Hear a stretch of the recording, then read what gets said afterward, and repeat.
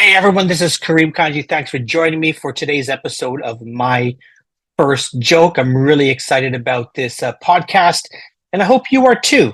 And thanks for joining me for the episodes that we've released and joining me for today's episode.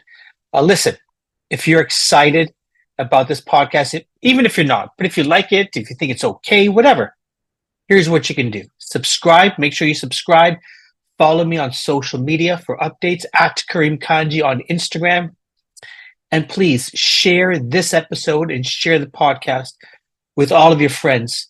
And hey, if there's somebody that you would like to hear on this show, please let me know. Send a comment on my Instagram or leave a comment on this podcast.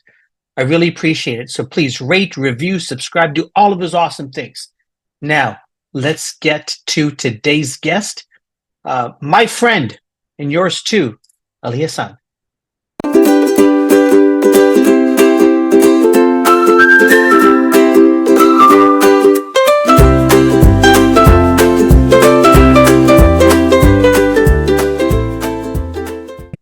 Ali, man, thanks for joining me. Really appreciate it. My pleasure. I always love being here with you, buddy. Yeah, thank you. And thanks to Prince for joining us in the background there. If people are watching this on the YouTubes. I know you completed your MBA. I thought you were going to say you complete me. I know you complete me as a person. Yeah, I did complete my MBA. I mean, barely. Okay. Barely, but you got yeah, it. You got a certificate somewhere. I got a certificate. You love cooking. You're a chef. And then I don't know where comedy came in. So tell me where. As I open the door to let my dog out of their room, tell us, how did you how'd you get started in stand-up? I wanted to. This is not a classic tale by any means. In fact, I'll be shocked if I ever meet anybody with this story. But I got into comedy not really wanting to do comedy. My goal was, I was a chef at the time. I was a caterer. I was a cooking instructor, and my singular focus was to get on television as the host of my own food show, cooking show, right? So that was it. Yeah. And I had been hosting a lot of weddings, right? When you got cheap brown friends, they're like, let me save on an MC. We'll just get Ali to do the MCing.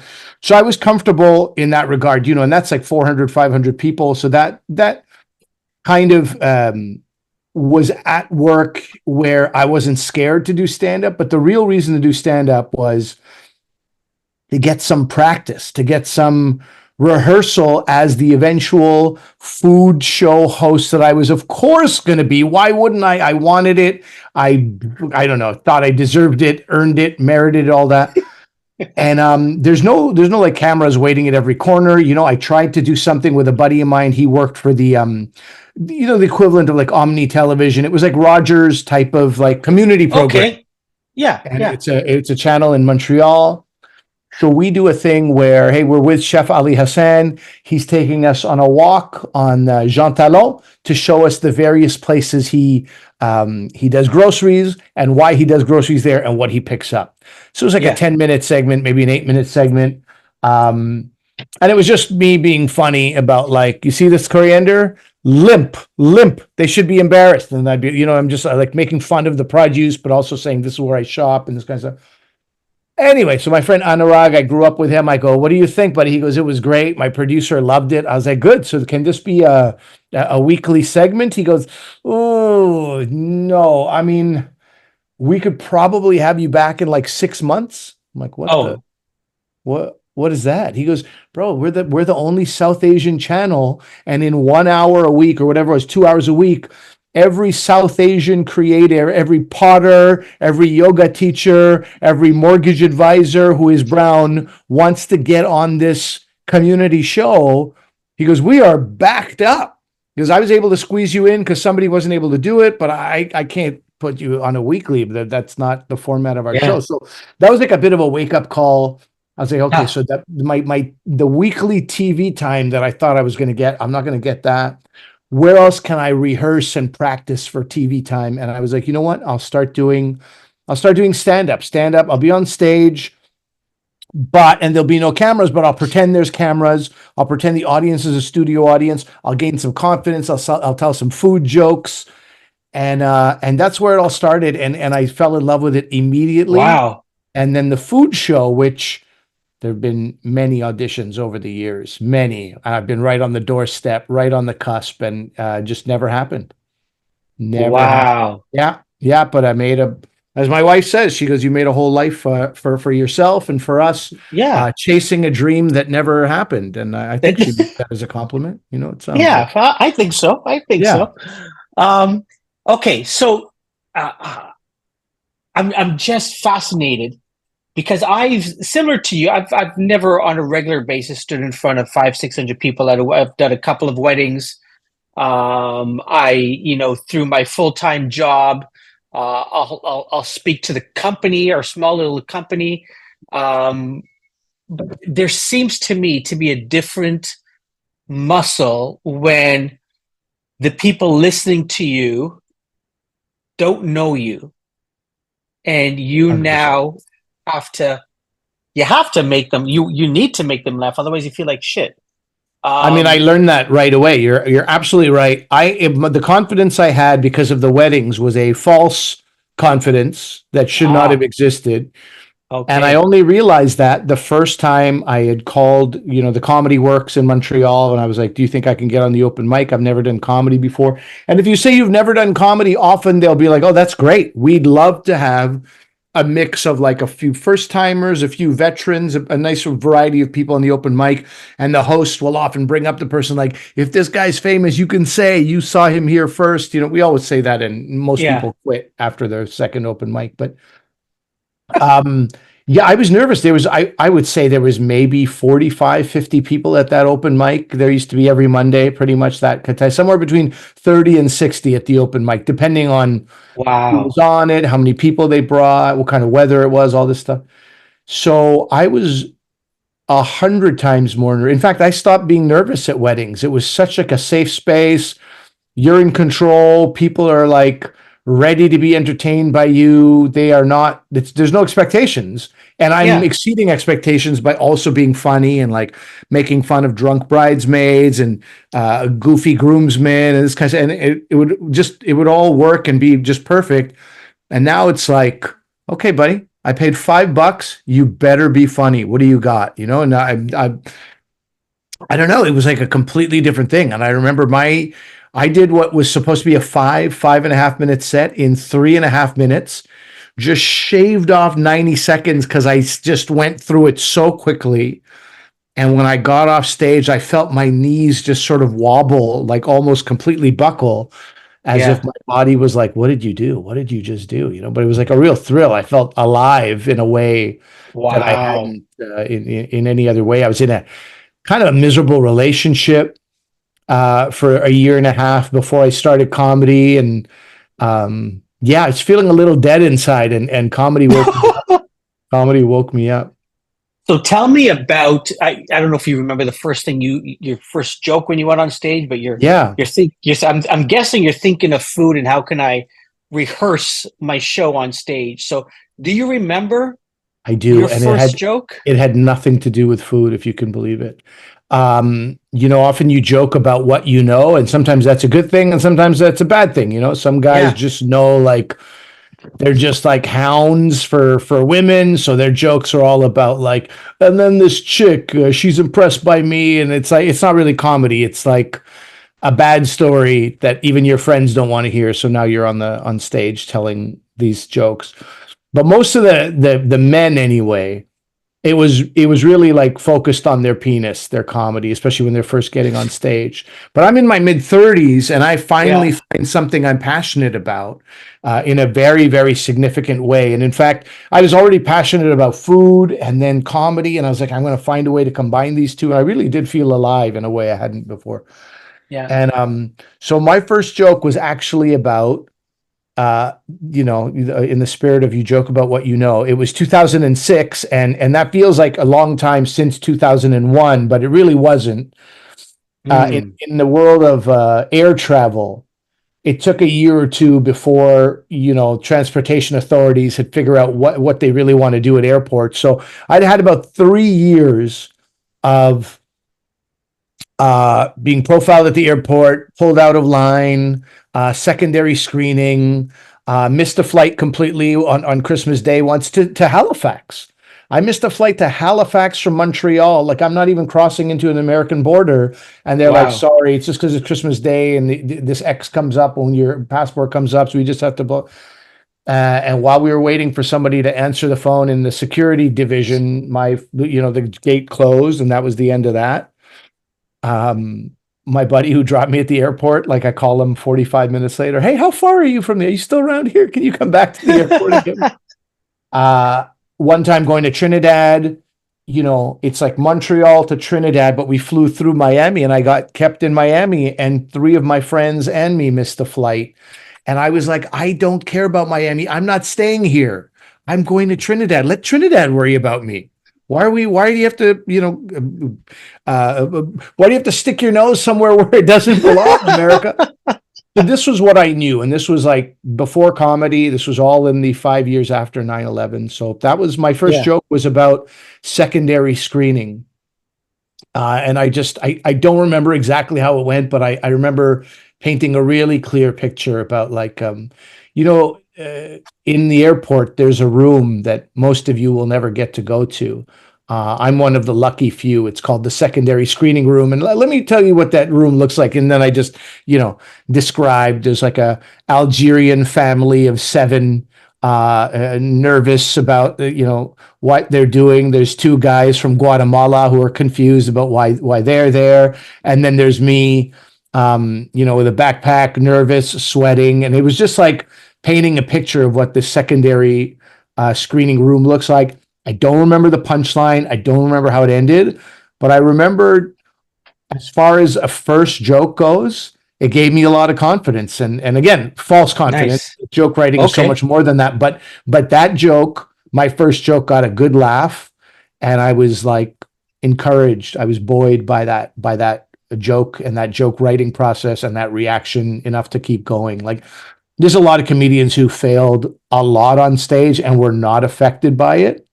And just kept going, and now they're phenomenal. A couple of Dave Merhesh used to bomb a lot. Our buddy Mark DeBonis used to bomb a lot, and it was just like this incredible confidence they had in themselves, or this drive to just, like, I'm going to figure it out. I'm going to figure it out. I don't know if I would have had that. If I had bombed the first few times, I feel like I would have been like, maybe this is not for me, and then moved on. But I really did well the first 2, and then I bombed the 3rd time. Okay. And then a friend of mine who's a musician, the 3rd time was particularly embarrassing because you do this stupid thing, you've done comedy twice. So you're like, oh, I'm a comedian now. And I invited everybody. My buddy Zach and his wife get a babysitter, and they come. There's a few guys who are in town for a bachelor party. They come. I mean, it's just so many people. It was. And these are still open mics. You're sort of. This is a glorified open mic. It's a Wednesday night. And it's, it's like 26 people in the audience. 19 of them are my friends. And I remember the host even saying, like, oh, give it up for Ali Hassan. Without him, I don't even know if we would have had a show, and all my friends happy. And I remember I'm talking, I'm a little nervous because all friends are here and it's this comedy environment. And it's not the Comedy Works, which I've done twice. It's a new club, the Comedy Nest. Oh my God, how will I adjust to the incredible difference between these 2 comedy clubs? And I remember, I'm walking around with the mic. The mic has a cord, and I step on the cord, and there's like a noise out of the speaker. And I go, oh, damn. Hey, can you guys hear me? Can you guys hear me? And I could never really bounce back after, can you guys hear me? Like, I just never got the rhythm back. I kind of forgot where I was. The jokes were so memorized. There was no understanding of what I was saying. It was all memorization. There was no like, oh, I'll just dip out of that and tell a different joke or make a joke about me stepping on the cord. There was none of that. It was like, it has to be this word, after preceded by that word. And so that was a big bomb. Luckily, a buddy of mine, Roop, was in the audience. He comes back. Sometimes you fool yourself. You're like, was it that bad? And so, but Roop comes to the back room, the green room. He goes, okay, so that wasn't good. I'm like, yeah, that was not good. He goes, but did you learn something? I said, yeah, I definitely learned something. He goes, dude, that's all you can do in this business. You have more wins than losses, and every time you have a loss, you learn from it and you move on. And I honestly, I think that was also like, wow, that's just to good have advice. somebody tell me that perspective in my ear rather than learn it years later. I learned it early, and I was like, that's a good. I think he's probably right. And I mean, I still remember that night. I'll never forget that. Some of those people never came to see me do comedy again for another 8 years. They were so scarred by what they saw that night.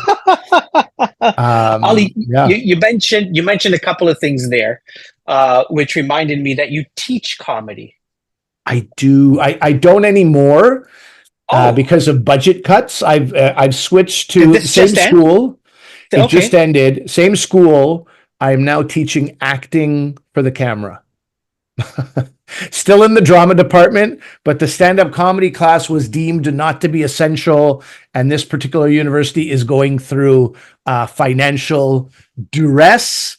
And they had somebody come in and go, any class that's not essential, you cut it. Any class less than 10 people, you cut it. Any class that doesn't have I didn't even know what the criteria were, but doesn't have a consistent showing of students, people, if students think they can miss it and catch up later and they're not there and everything, cut it. They've just cut a lot of stuff. So I thought I was done teaching, but then the university asked me to teach about a class about acting, and I was happy to do it, and it's good. Sure.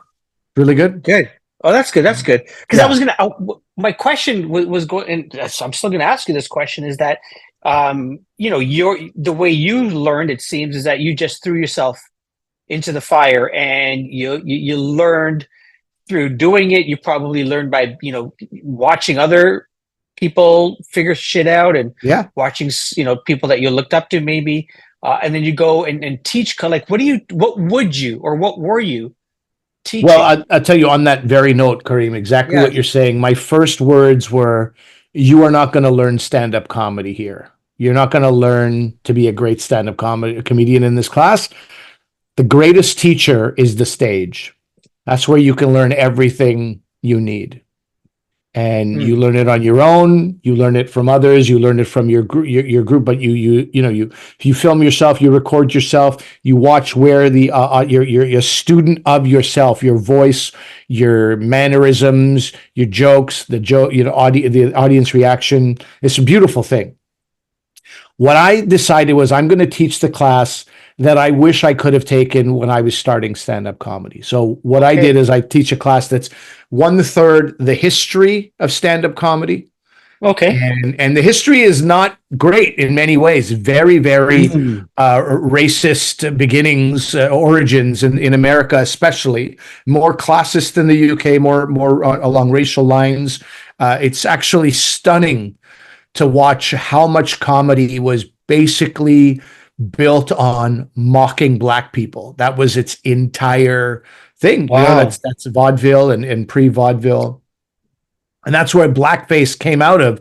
You are dressed in, you put on the blackface and you pretend you're a Black person. How hilarious. And then you just sort of, parody these stereotypes of Black people, which it's like so ridiculous. The stereotypes exist because of things that the white people, they're uneducated. Why do you think that is? You never gave any of them a chance to be educated. Oh, they're lazy. They're lazy. They work as slaves on your plantation. They help build the country. It's just a crazy thing. So I wanted people to have an appreciation of where stand-up has come from. And now people feel like it can be empowering in this, but even that, if it was truly empowering, and there's a few people who have said this, would Trump be in power? If the power of mocking the powers that be, if we could really take down things with comedy, would we have Trump? This is an interesting phenomenon too. But anyway, I teach the history. Then 1/3 of the class is about the craft of stand-up comedy, and we go through like basic structure, and then we watch comedians, look at how they use this structure, look at how they open up, look at their opening joke, look at their closing joke, look at how they use set up, punchline, tag, and then another tag, and then another tag. Look at the energy of this comedian. Look at the lack of energy of this comedian, but look at how they tell stories. And then the last third, even though we work on it a little bit throughout the semester, the last third is doing, and then we end with a 5-minute comedy set that my students would do, which was like a pretty overall pretty rewarding night for me. Yeah, it was great.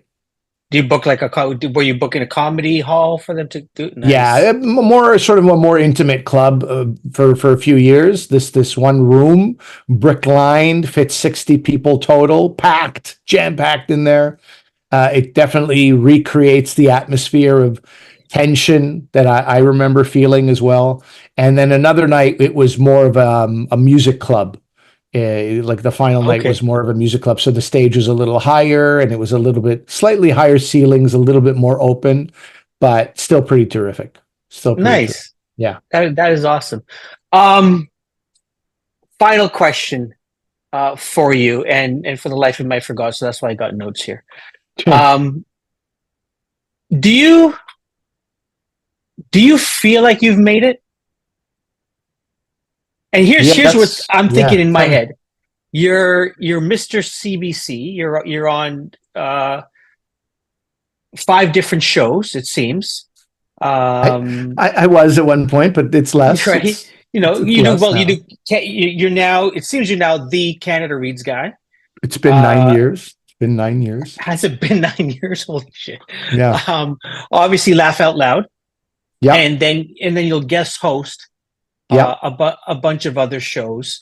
You've written a book. You go on tour. You teach at a university. Has Ali Hassan made it? I mean, it's just hard to know what made it means. I'm incredibly grateful for the life I've had. I am.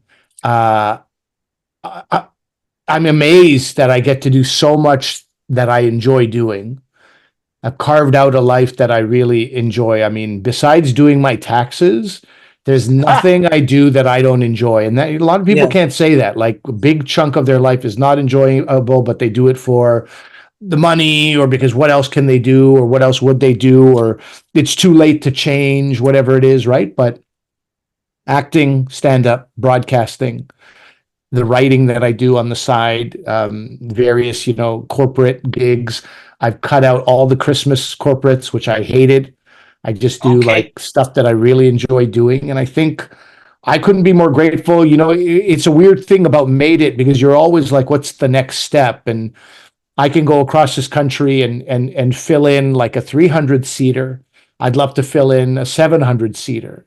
Love to fill in a 1,000-seater, but I'm also not that guy who chases that.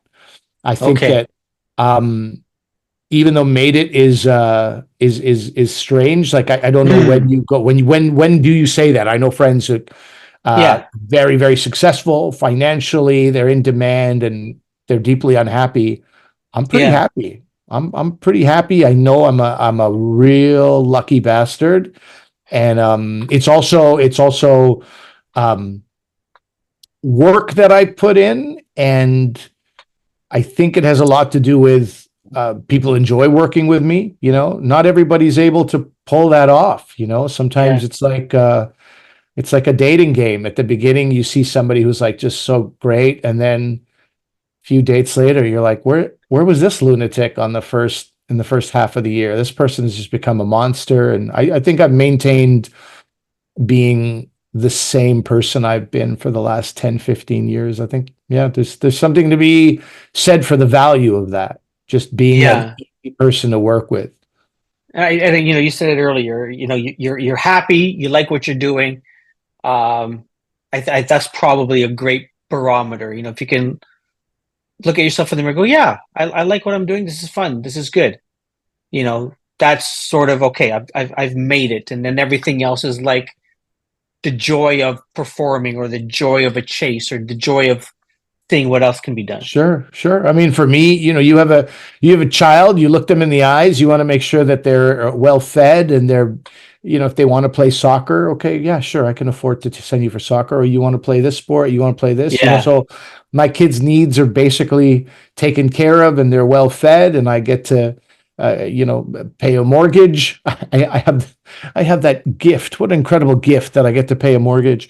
But in an economy and in an environment where a lot of people can barely live and don't understand where the money's going to come from and what the next steps are. And yeah, I mean, I think there's a benefit also to starting late comedy, having more perspective, having more life experience, having more focus. And it's all sort of come together. And yeah, I mean, made it. There's still things to be done. There's still an internet presence that I desperately need to create, and I'm slowly working on that.